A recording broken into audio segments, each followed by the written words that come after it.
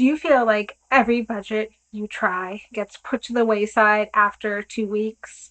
Well, you're not alone. A lot of people struggle sticking to a budget.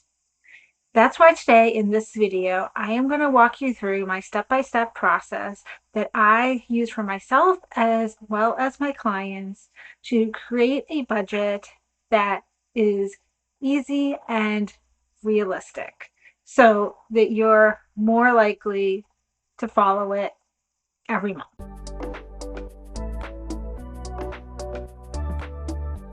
And before we dive in, I have a free checklist for financially empowered women to give you a snapshot of where you are, where you're crushing it in your finances, and where you might need to spend a little extra attention. Make sure you download it. The link is below in the description. Okay, what are we going to do first? First, I want you to take a month and track all of your income and expenses. No judgment here. Don't try to behave because you're doing this exercise. We want it to be as realistic as possible. So any money that comes in or any money that goes out, I want you to track it.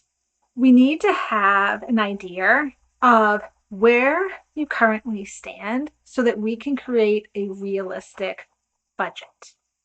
So for example, if you just started to do a budget out of thin air, you may decide that $100 a month for food sounds like more than enough. So that's what you budget. However, when you track all your expenses, you find that you're actually spending $500 a month on food. So now that's a drastic difference, and you are probably not going to stick to that budget. Maybe once we look at the full budget, you may need to decrease that spending a little bit from the 500, but you're not going to be that drastic. So a lot of times budgets can feel unrealistic because we're not looking at what we're currently doing and we're making too big of a change all at once. I also want you to think about the best way that you work. So maybe you like to use a pen and paper. Maybe you're like me and you love Excel and all of the formulas. Or maybe you are someone that is always on different apps and you prefer to track that way. So think about what you enjoy using because that's also going to help you be able to stick with this budget. Okay, so now a month has gone by. We have all our data. Now what I want you to do is specifically look at your expenses. And I want you to group them into categories. Once you do that, I want you to then further group them into fixed and variable expenses. All that really means is you're going to look at each expense and think to yourself, is this a need or a want? Am I going to have to pay this expense no matter what happens to me? I have, in a lot of cases, no control over it. So these are things like your rent or your mortgage, your utilities, right? Your telephone, things that you really need to have. Okay. And you're going to take all of those and put them to one side.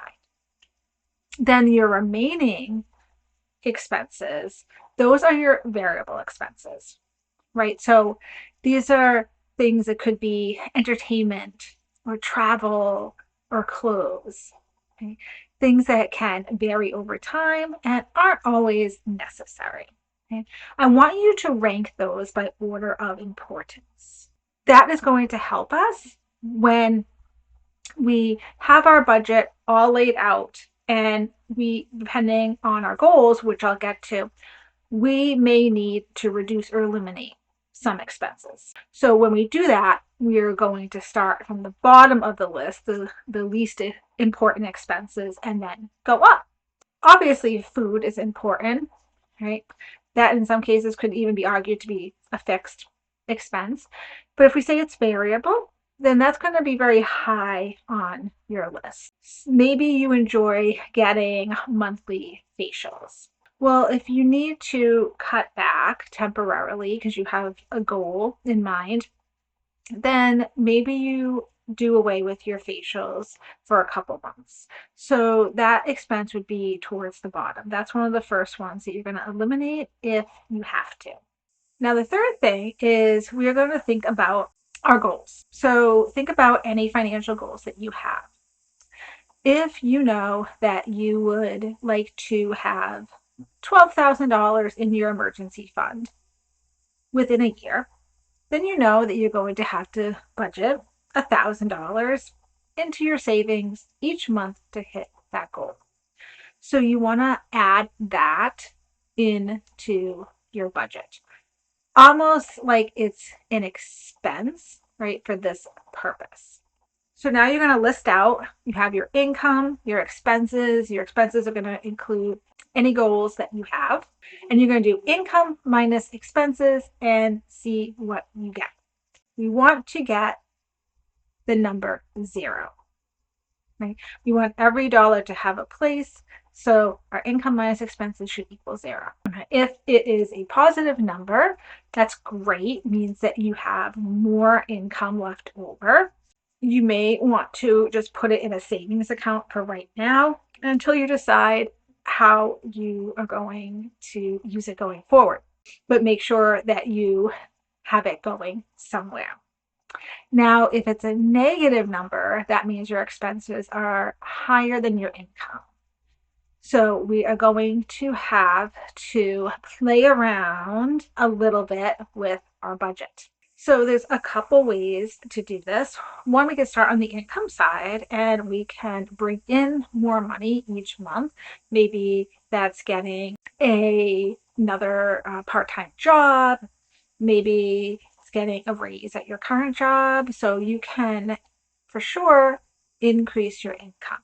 A lot of times, the easiest and quickest is to reduce expenses.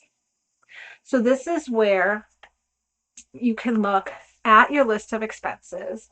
And one first, I would encourage you just to take a look at all of the numbers you have there based on what you spent last month. Did anything surprise you? Are you spending more somewhere than you thought? Because maybe once you can see what you're spending your money on, you can quickly realize that, oh, I really don't want to be spending $1,000 in clothes every month. It's really not necessary. I can just shop my closet for a while. And so you can reduce that expense.